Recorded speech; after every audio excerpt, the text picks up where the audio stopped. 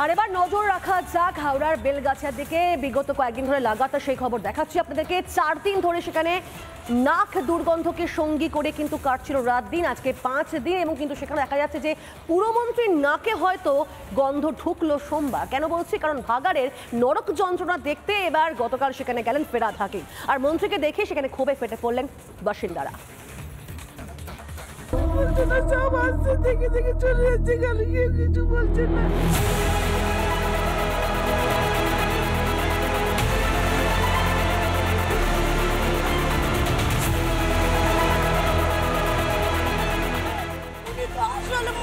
উনি কেন জবাব দিচ্ছেন না করিচ্ছেন?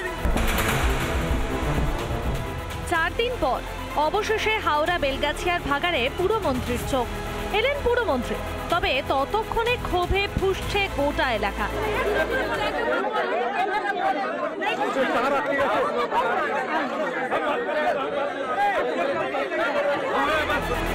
চরম অব্যবস্থার ছবি মন্ত্রীকে চোখে আঙ্গুল দিয়ে দেখালেন বাসিন্দারা।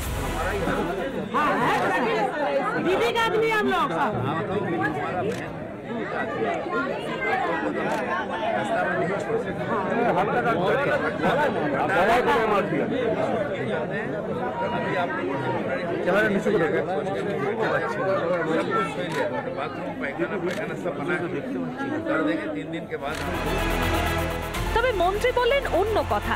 একবার শুনুন কি বললেন পুরমন্ত্রী।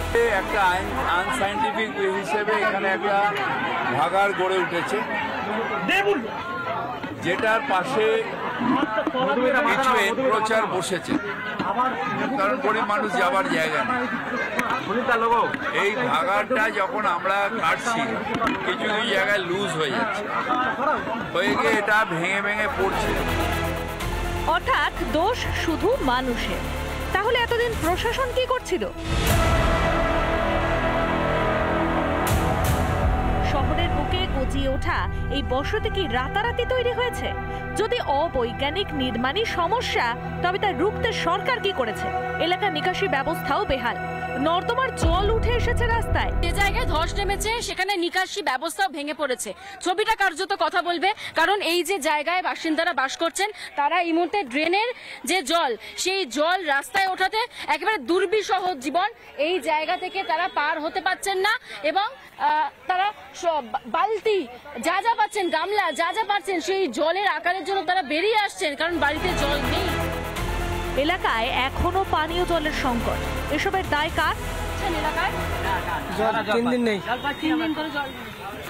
জল পাচ্ছি না আমরা 3 দিন ধরে। পুরমন্ত্রী তো বললেন যে জল এসে গেছে এলাকায়। কই জল তো আসেনি। এর মধ্যে আমাদের 1 হাঁটু করে ঘরের মধ্যে জল ঢুকে গেছে। আমরা যে কি করে রয়েছে আমরাই জানি। ভাড়া বাড়িতে গিয়ে এখন পড়ে রয়েছি আমরা। খাবার জল পেয়েছে? না না, একটুও পাচ্ছি না। শুধু মানুষকে দোষারোপ করলে কি সরকারের দায় এড়ানো যায়? যদি পানীয় জল না থাকে তাহলে সেটা প্রশাসনের ব্যর্থতা নয় কি? অবৈজ্ঞানিকভাবে তো যে দলটা তৈরি হচ্ছে সেটার নামই হচ্ছে তৃণমূল কংগ্রেস। যদি না তৈরি হতো তাহলে পশ্চিমবঙ্গের আজকের এই চারিদিকের অব্যবস্থা সেটা মনে হয় সামনে আসতো না। 2026 সালে নিজেদেরকে ইতিহাসের পাতায় ঠাই করে দেওয়াটা হচ্ছে সময়ের অপেক্ষা, এবং সেই কাজটি বিজেপি করবে। বিপদ ঘটলেই তখন মানুষ সাহায্য করছেন না, মানুষের উপর দায় চাপিয়ে দেওয়া। 2011 সালের পর থেকে দেখতে পাচ্ছি ওরা ক্ষমতা আসার পর যখনই কোনো ব্যর্থতা হয় তখন 34 বছরের, আর যখনই সাফল্য হয় তখন আমরাই করেছি। 34 বছরের সাফল্যের ভিতের উপর দাঁড়িয়ে এই চিন্তাটা তো অবৈজ্ঞানিক। এই অবৈজ্ঞানিক চিন্তা থেকে মুক্ত হোক ওরা। সোমবার হাওড়ার জেলাশাসক দীপপ্রিয়া পি এবং হাওড়ার পুলিশ কমিশনার প্রবীণ কুমার ত্রিপাঠীর সঙ্গে বৈঠক করেন পুরমন্ত্রী। বৈঠক তো হলো, সিদ্ধান্তের খাতা পূরণ হবে তো? সমস্যার সমাধান টেবিলেই আটকে থাকবে না তো? ভাগাড়ের ভাগ্যে কি শুধুই দুর্গন্ধ আর বঞ্চনা? আর কবে দায় নেবে সরকার? নাকি সরকারের চোখ খুলতে ফের ভোটের অপেক্ষা?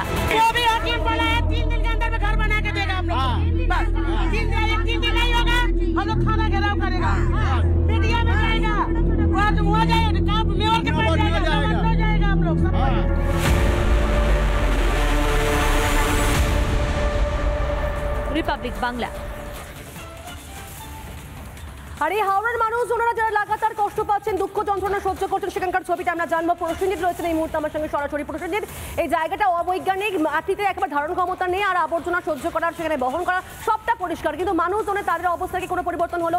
সমস্যার কি সমাধান হলো? কি পরিস্থিতি, কি ছবি আজকে?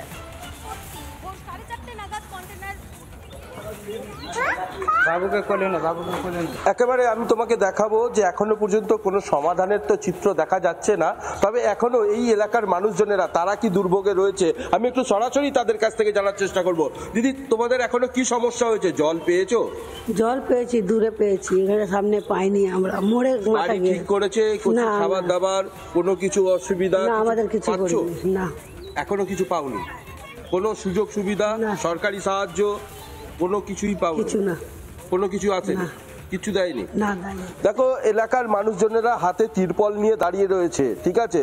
তাদের নিজের মাথার ছাদ হারিয়েছে এবং তারা মাথার ছাদ হারিয়ে ফেলে তারা তিরপলটাকে নিয়ে তারা সেই ছাদটাকে ঢাকার জন্য তারা এসেছে। দাদা, তোমাদের কি বাড়ি ভেঙে পড়েছে? তো দেখছেন তো বাড়ি কিরম আছে, সামনে বাড়িটাই তো। তো এই অবস্থাতে তোমাদেরকে তিরপল দেওয়া হয়েছে, সেই তিরপল নিয়ে মাথার ছাদ ঢাকবে। আর কোনো সাহায্য পেয়েছো? না, যা করছে ক্লাব থেকে করছে, পার্টি লোকেরা কিছু করছে না, মানে নেতারা আসছে দেখে চলে যাচ্ছে, আর কোনো কিছু হচ্ছে না। নেতা আসছে, নেতা যাচ্ছে, কোনো কিছু যাচ্ছে, কোনো কিছু করতে পারছে না। যা করছে ক্লাবের লোকরা করছে, মানে এলাকার স্থানীয় মানুষজনেরা তারা করছে নিজে পকেট থেকে, কার থেকে। অভিযোগগুলো তাদের মুখ থেকে লাগাতার আমরা শুনছি। প্রসেনজিৎ, এলাকার মানুষজন করছে, ক্লাবের লোকজন করছে, কিন্তু প্রশাসন কিছুই করছে না। আর যারা ভোট পেয়ে জয়ী হয় তারাও কিছু করছে না।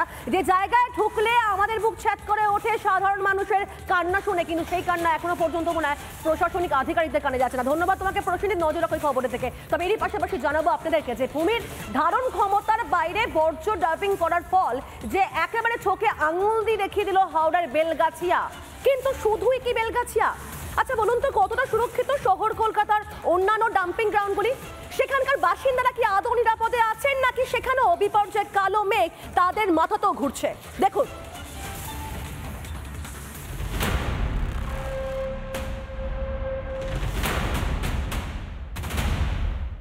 হাওড়ার বেলগাছিয়ার ভাগাড়ে বিপর্যয়ের 4 দিন পার।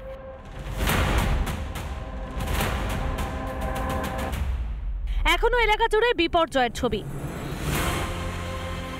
রাস্তার ধারে পড়ে আছে বাড়ির ধ্বংসাবশেষ।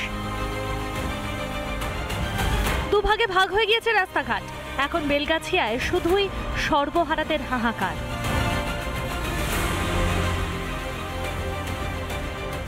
বলছে না, সব আসছে দেখে দেখে চলে যাচ্ছে, খালি কেউ কিছু বলছে না। উনি তো আসল মা, উনি কেন জবাব দিচ্ছেন না গরিবদের? বেলগাছিয়া কি একটি বিচ্ছিন্ন ঘটনা? শহর কলকাতা লাগোয়া একাধিক ডাম্পিং গ্রাউন্ড আছে। কি হতে চলেছে সেই সব এলাকার বাসিন্দাদের?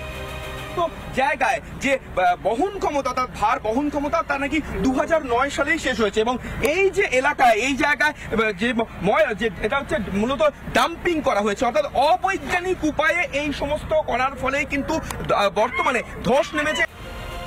এদিন বেলগাছিয়ার ভাগাড়ের বিপর্যস্ত এলাকা ঘুরে দেখেন পশ্চিমবঙ্গ বিজ্ঞান মঞ্চের আধিকারিকরা।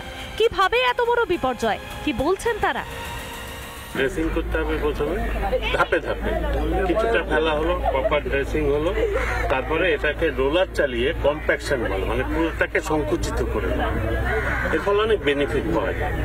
যে বেনিফিটগুলো পাওয়া যায়নি বলেই আমাদের প্রাথমিকভাবে মনে হচ্ছে যে এই ল্যান্ডস্লাইডটা হয়েছে।